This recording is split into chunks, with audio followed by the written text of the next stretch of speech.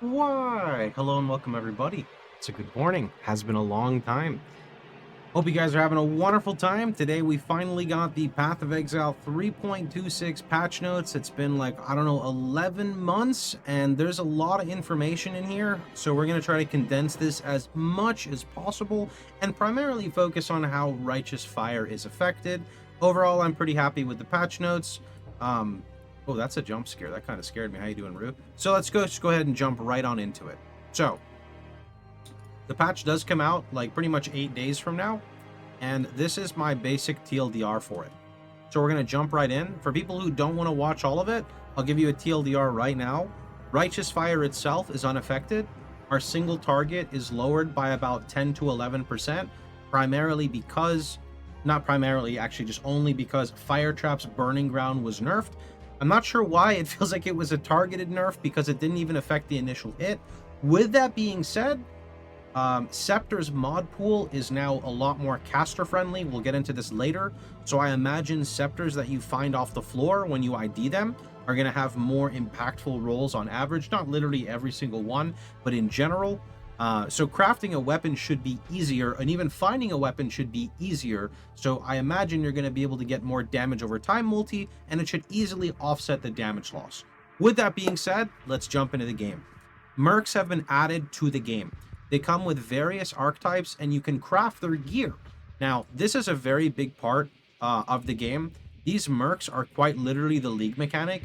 They have an entire set of gear along with their own skills.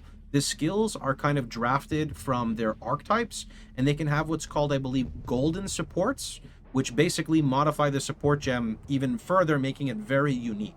So I know this may seem like a meme, don't mind that over there, but I do genuinely feel like Mercs can help solve our single target issue. I don't think this is like a coping mechanism. They clearly want you to utilize Mercs, giving all these different archetypes entire gear sets for them. So I really want to lean heavy into this, into the mercenary system, because single target damage has always been a problem with Righteous Fire, but everything else is great. You know, it's not the tankiest right away, but it can scale to be extremely tanky. The clear speed's very good. The raw speed at which you can move around and shield charge feels good. You can clear maps so fast with your Hinekora, but your single target is always limited, and I'm really hoping we can do something specifically with a mercenary. At the very least, we could get a mercenary to give us like malevolence or something, which should immediately offset any damage loss we had, right? Or aspect of spider or a shock bot, whatever. So I have a lot of faith in this, and we'll see kind of where it goes. This was kind of a bingo sheet we made. We missed a lot of stuff. I almost bingoed, but I didn't bingo. And this is a ring we're going to talk about. Actually, I'm not really going to talk about it, but it's a new ring that essentially came out with the new pinnacle content. I didn't put the new pinnacle bosses in here because we're kind of focusing more on RF, but a lot of people are asking about this ring. The big issue with it is that damage penetrates fire res equal to your overcap fire res. Does not work with fire trap or righteous fire. So I mean, pen works with fire trap, but not the way we're playing it. So this ring unfortunately doesn't really work as a fire trap ring or an RF build. It absolutely seems nuts for chieftain archetypes though. So definitely a sick ring. Okay, with that being said, we finished that. We're gonna get out of the way. New currency, rune graphs. Rune graphs, I may be saying it wrong. Essentially, you know those masteries you take in Path of Exile, right? Those masteries, even if you don't take one, if you allocate so you can take one, you can replace the mastery choices with rune graphs that you can find. I believe you acquire these through Calgar, if you guys remember, like Settlers. You can still ship boats and everything. We'll get into that. So you have a choice at getting these. Added over 20 new uniques. The reason why I added this specifically is some of them can only be acquired by dueling mercenaries, which is how you hire them. Atlas memories have been removed from the game. Instead, we get a new system that kind of looks like the last Epoch system. I'm not going to go into that, and that's basically this whole expansion, this whole expansion for the League, right? We've got the big expansion, we've got the League mechanic, right? We're going to focus mainly on the League mechanic here. Commonly found scarabs now drop in higher stack sizes and higher tier maps, but are found less often. Anything that helps alleviate with clicking, I'm a big fan of. Completing a non-unique map at a tier lower than it is naturally found no longer grants map bonus objective completion. Now, the reason why I'm highlighting it is I play a lot of SSF and I do Kirak missions to try to draft for unique maps. This will no longer work for the lower tier map completion, which kind of sucks, but you still will get the recipe, which is still good. Toxic Sewers, Underground Sea, and Silo are still in this rotation of maps, which is amazing because these are all fantastic maps. Waste Pool as well. These maps are all very good for Righteous Fire. Mobs are packed very tightly, or the map just has a bunch of mobs like Underground Sea, which really works really well for Chieftain's Hinakora explosions. There are now 5 job rankings of Kingsmark workers. They used to go all the way up to 10, and rerolling was very annoying. The town is completely built, but you still have to get gold, and you got to get these guys. Death's Oath finally got buffed. I don't plan on playing it, but Death's Oath finally got buffed. It's been a long time, so that was pretty funny. All right, next up is Betrayal rework. The Mastermind boss fight is now separate from the Betrayal safe house mechanic. That means that when you're doing your standard Betrayal board, you no longer have to wipe your board to fight Katarina, which is awesome, right? You now get a Syndicate Medallion fragment, which can be used to travel to the lair. The Mastermind boss fight has been improved with significantly fewer immunity phases. I like this a lot. I'm a big Betrayal fan. Betrayal safe house rewards have been changed. The new crafting options essentially are amazing. You remember how you had Guff the Scuff, and he'd be like, here's 100 Exalted Orbs, 1 a Null, and a Divine Orb. You have 11 seconds to craft this. Too late, give that back. Those have all been reworked. I guess it was just him, but I think now there's a couple of different ones with new crafting options. One of them, for example, has like the highest tier of Icarus from Eater and Exarch. Just some really cool stuff. So this is really nice. You also get much more time to craft, so you can actually make some more choices. Now, let's get into the nitty-gritty. Skill gem changes. Fire Trap now deals a bit less damage than it used to. So the top end is 2566 at level 20. It used to be 3018. Does not affect the initial hit, which means it doesn't affect the ignite. It does affect the damage over time from the burning ground. So it's about a 10 to 11% single target nerf because it only affects the burning ground, not the initial hit plus the ignite. I put a little note for don't worry because we'll just get a mercenary to fix all of our problems. I feel like if they want us to really all into the league mechanic, the mercenary has to be able to do something, right? I really have high hopes for a mercenary that does good single target. They said there's like 30 archetypes. I'm sure we can find a couple, right? Arcane Surge buff now provides 20% increased cast speed from 10%. The reason I put this in here is we use Arcane Surge at low level for rolling magma, so it is a buff for campaign leveling, making it feel smoother. Remember, for players who don't like rolling magma, you can always use Holy Flame Totem, which you can find in the POB. Righteous Fire of Arcane Devotion now grants 15 to 25% more cast speed. Pretty cool, but I don't really like Arcane Devotion. It feels like it dips into an archetype that it shouldn't, which is a damage over time monostacker, which doesn't really have much synergy. It's clear to me that they want Righteous Fire to be more of like a utility skill and not its own thing. We see this with them adding something like this to Arcane Devotion and then buffing Death's Oath, for example. So that's just kind of the way they want to balance their game. I'm going to do everything possible to go against that game balance and keep the build functioning. Scorching Ray of Immolation now deals quite a bit more damage than it did before. Scorching Ray of Immolation, the reason I bring this one up is, remember, as a chieftain, you don't benefit from exposure, so you would only use Immolation. Fire Trap got nerfed, but Cold, Chaos, and Fizz Dot all got buffed across the board. Some Fire Dot got buffed in the form of like Scorching Ray, but like most of the Cold skills, Chaos skills, Fizz skills got buffed, so it feels really... I'm not crying, but it feels very strange for Fire Trap specifically to be targeted. You know, I'm just confused. Summon Stone Golem. So all the golems actually got buffed. So Stone Golem now grants 20% increased defenses while also providing its life regen. Flame Golem now grants higher increased damage and grants AoE. And Chaos Golem actually grants Chaos Res and damage over time multiplier instead of Fizz Res. This damage over time multiplier is oftentimes enough to make up the Fire Trap nerf already. And the reason why I say this is, in the early stages of the game, you don't have much fire damage over time multiplier at all. You have 3 nodes on the tree: Arsonist, Acrimony, and Holy Fire. And the rest of it is jewels and gear. So getting dot multi early definitely helps a lot. I may be missing something, but I don't think so. So this is definitely not too bad. Although remember, golems typically fall off as you get to red maps, so it's only going to be with us for a little bit. Maybe we'll end up doing an automation setup if that, or a cast 1 damage taken if that's even possible. I don't like the idea of shoving a golem into my build. Maybe it won't feel as bad with a mercenary now. We'll have to see. Infused channeling. So this is kind of going along the Scorching Ray route. Infused channeling was buffed. You now take 12% less from hits instead of 8. Added a new intelligence dexterity support gem, focused channeling. Supported channeling skills you cast yourself, significantly empowering the damage of skills the longer they are cast while increasing the cost. The cost shouldn't matter too much because we would life tap it. So this is basically saying if you want to try out the new skill, not new skill, but a different single target, you can try out Scorching Ray of Immolation. However, it is so important to understand this fact, and I cannot stress it enough. You cannot just look at numbers and say, I'm going to go with that. Having to stand still against targets in Path of Exile is so dangerous. And the thing is, the more investment you have into your build, the more you're going to be able to tank them. But a lot of people are new, or they're progressing, or it's, first few days of league start. You don't have the gear to stand still, right? So that's why Scorching Ray is very tricky to use, right? Imagine you come across a rare monster in a map and you're running a rippy map because it just happens to be that for progression.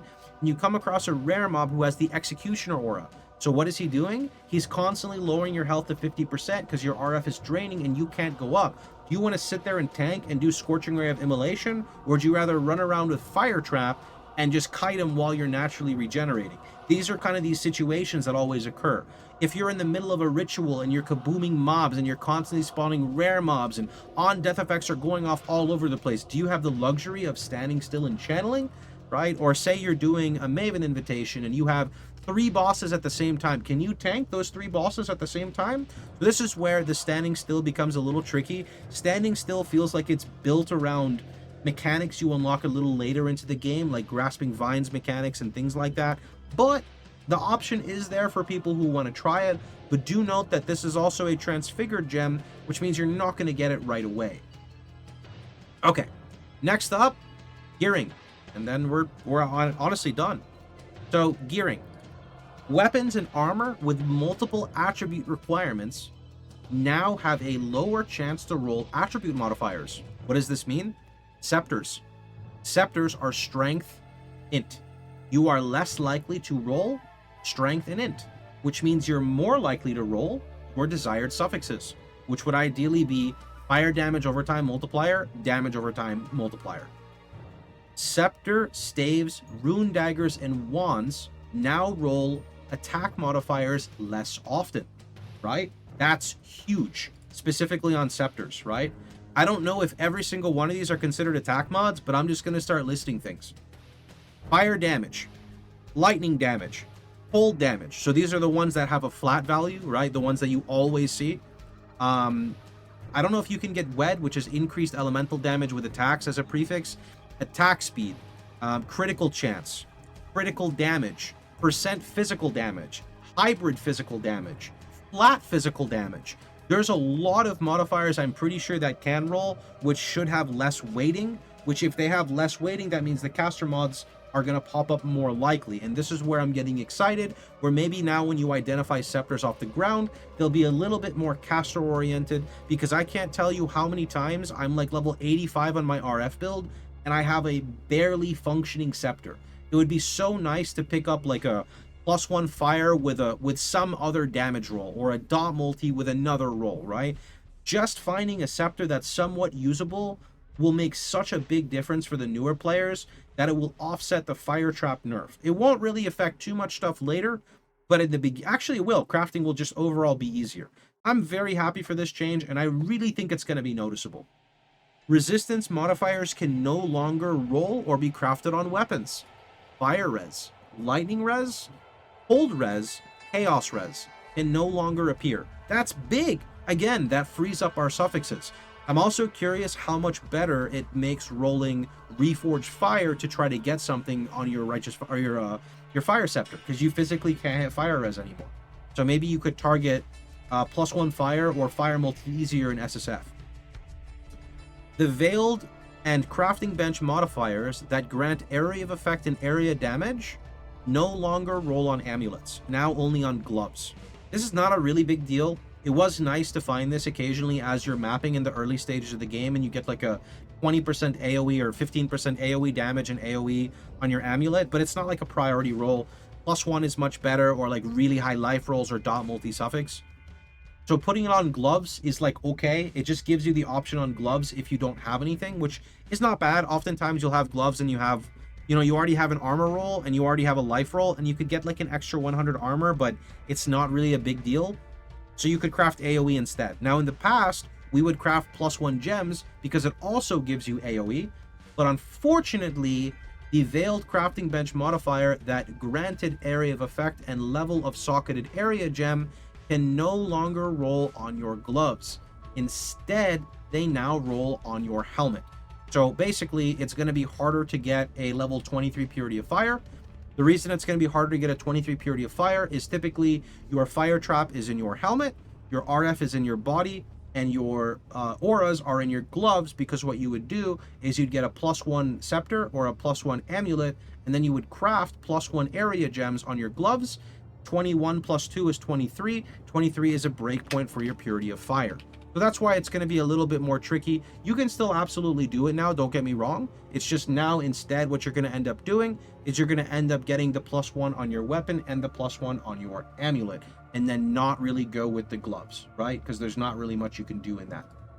I forgot to add this one thing here, so thankfully I just opened it up. So overall thoughts.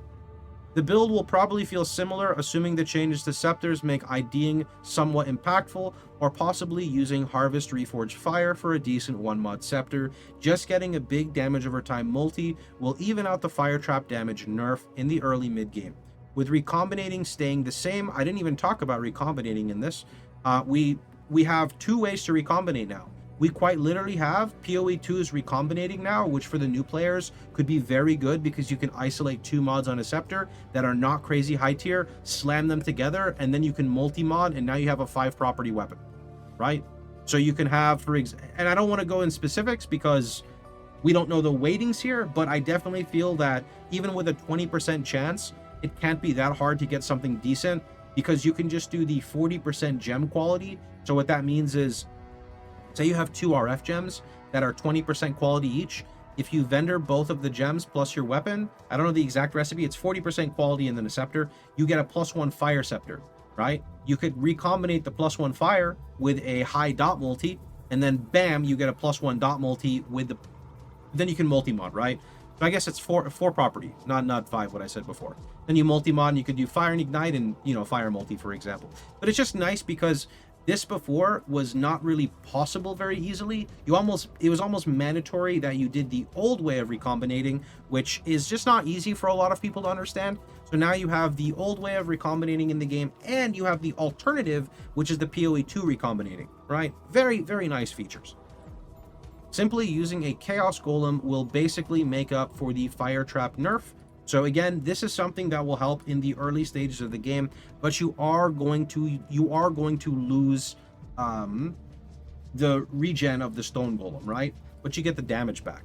And also, continuing with the recombinating, since recombinating is kind of staying, I will try to force myself to do more recombinating so I can create guides for making weapons and amulets, because weapon and amulet give so much damage for your build, because it's some of the few places you can get plus gems for Fire Trap and damage over time multiplier, which is a multiplier that directly affects your Righteous Fire and your Fire Trap.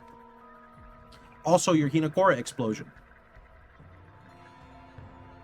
I am a firm believer that our mercenary will out DPS us by the time we get to red maps. I have to believe in the league mechanic. It's gotta work. It has to work, right? It's the whole entire league mechanic. I will figure out what mercs we need. I will specify loot filters to pick up the gear for the mercs. We're gonna make this happen. For SSF, you can definitely 2-mod recombinate a scepter and then multi-mod. This is what I was talking about before. And then getting a level 23 Purity of Fire will be more annoying since we can't get +1 or +2 AoE mod on gloves anymore. Anyway, that is pretty much about it. I've got a lot of work to do on the side, so I hope you guys had a wonderful time. Hope you guys enjoyed yourselves. Honestly, I'm getting hyped thinking about it. Like, when I first read the Fire Trap nerf, it was pretty despair, but seeing the, the scepter changes, the Chaos Golem for the early game, and the entire addition to Mercenaries, I feel like there's got to be some cool stuff we can do. Like, there's no way that there's not, right? Especially the rune graphs. Hopefully we actually get some good rune graphs. Oftentimes our archetype of fire damage over time gets left out because we're not fully an ignite build, we're a burn build, and that's like not a full archetype in the game. A lot of people don't know that, so oftentimes we get a bit shafted on these like niche things. But anyway, that's pretty much about it. Hope you guys had a wonderful time. Hope you guys enjoyed yourselves. If you did, please feel free to like, share, and subscribe. And don't forget, you can catch me streaming live every day at twitch.tv/Pohx, 9 o'clock Central. I'll do my best to boot up a YouTube live stream as well for the actual league launch. I'm having a lot of issues with trying to multi-stream right now. That's for another time, though. Take care, and thanks for watching, everybody.